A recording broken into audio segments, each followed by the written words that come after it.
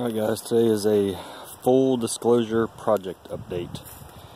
Here's my 91 Grand Wagoneer, originally Spinnaker Blue, yada yada yada, final edition last year. Well, it broke down, Labor Day weekend. We threw a transmission together to make it to my Jeep event on Father's Day weekend, and it worked, did decent. Took a road trip to Columbia shortly thereafter for a event for Landon and Landon's Jeep event. Awesome event, by the way. Well, fired it up, loaded it up, ready for race weekend, Labor Day, and made it to Florence, and then had to make a quick trip back to Pamplico because of another broke down vehicle. And when we got back to Florence, my transmission started slipping and acting a fool. So we left it in Darlington. Sketchy, I know. Unloaded most of it. Had a fairly successful race weekend. But leaving this on the side of the road the whole weekend kind of clouded my weekend's fun. So we got it towed back to Pamplico. And then from that location in Pamplico, we've got it towed here. Eventually, I'll be pulling the transmission. We dropped the valve body and saw a bunch of metal everywhere, as you can see by the magnet in the pan. And for the heck of it, I decided to tear apart the transfer case too. It looked a little worn out. No broken pieces or parts, majorly. So this will get the motor, transmission, transfer case all pulled, so I can swap the motor. So I can swap the transmission, transfer case, and put the motor back in. It's easier that way. I don't have a lift out here yet. That's coming soon. Alright, I've been clearing up some overgrown brush, and I built a burn barrel, was using it, it was just taking forever, so I just decided to pile everything up over here out of the way. It's kind of camouflage. No, that's not on my project list that I know of. So over here, my 86 Grand Wag, less than 80,000 rows a mile still. It's been completely raped of most usable parts.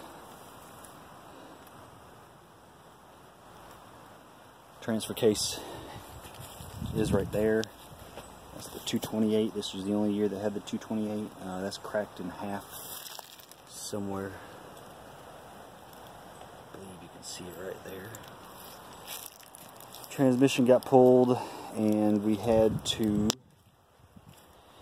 mate part of that transmission with the transmission in my 91 and make one. There's a lot of differences between the 2 years, go figure. But this will eventually get, I don't know if you can see it, 401, Dana 60 front, 208. Now the differences between the 208 and the 229 that was in my black Wagoneer, vacuum operated versus lever operated, no biggie. When it's in 4-low, everything's the same. Alright, 83 J10, pulled the front clip, obviously, because I'm going to pull the motor, transmission, transfer case, and this transfer case and transmission is going back in my black Waggy. This is a 304 that somebody decided to put in. It originally had the straight 6, the gutless straight 6. Super hack job on the install. Headers got in the way of the transfer case output where the drive shaft goes, so there's never been a front drive shaft in here. 304s were never in driver's side drop Jeeps. Driver's side drop, meaning the front differential is on the driver's side. So therefore these headers probably were made for a CJ and therefore made for a passenger side drop, which I don't have any of. This is the driver's side drop Dana 44, but it has the vacuum actuated crap on it. In theory, it's supposed to get better gas mileage. I do have to say the window sticker on this says this got 20 miles to the gallon. I'll never believe that. But eventually, that ugly Rhino is going to go. Not sure if I'm going to put, yeah, look at all this junk. Limited edition pig nose. There's another pig nose underneath it. We'll see. That will get put on along with some form of the drivetrain on this. This is a 4.6. It's the Police Interceptor. It's not the better 4.6, but it's still a 4.6. Auto trans, 8.8 rear end. I picked up a, where is it at? There we go. A nice patinaed naturally golden eagle hood that will be going on this. This will be rat rodish style, lowered, probably cantilever, airbag, rear suspension. This has had some parts taken off already, like the rear drive shaft and a bunch of the motor parts are on my black Waggy timing cover because my other one was wore out. And let's see what other projects we got going on here. There's my utility cart that I built that I don't have any real money into. I've had the angle iron for probably 8 years. I paid scrap price for. Put these old tires on. They're not lasting. They keep going flat. Not sure what I'm going to do. I bought an air tank, so hopefully I can keep them flat. I worked harder at towing this with a load of dirt in it with the flat tires than I did actually loading and unloading the dirt. This is my lawnmower. This is my birthday present from my parents. Chainsaw, tiller, lawnmower stuff my dad's giving me.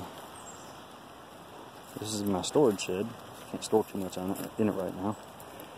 And this is my latest acquisition. $200. Just tested it out. Does real good.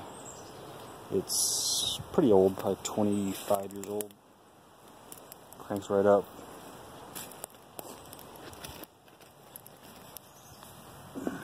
Does a good job of chipping. Have not tested the vacuum mount yet on it because today's wet and nasty. Everything, all the leaves are wet. Not gonna mess with that. And the only other project I have going on right now is I am going to install this rear tilt bar onto there so I can put a blade behind it and try to level some dirt out in this area. The driveway's real bad. And this is actually my other big project. No, not the swing set. This is my new house. Buying it from my parents. It comes with 8 or 10 acres. Lots of hunting land. There's a lot of work to be done. If you look at all this mess, which all that mess is mine.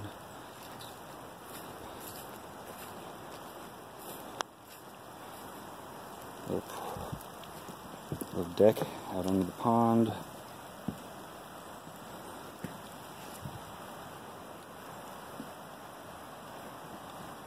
Lots of fish in there.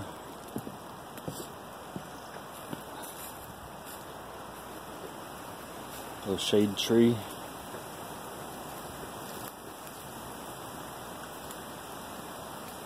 And here's the side yard. It's a mess. Everything's overgrown. Crap everywhere.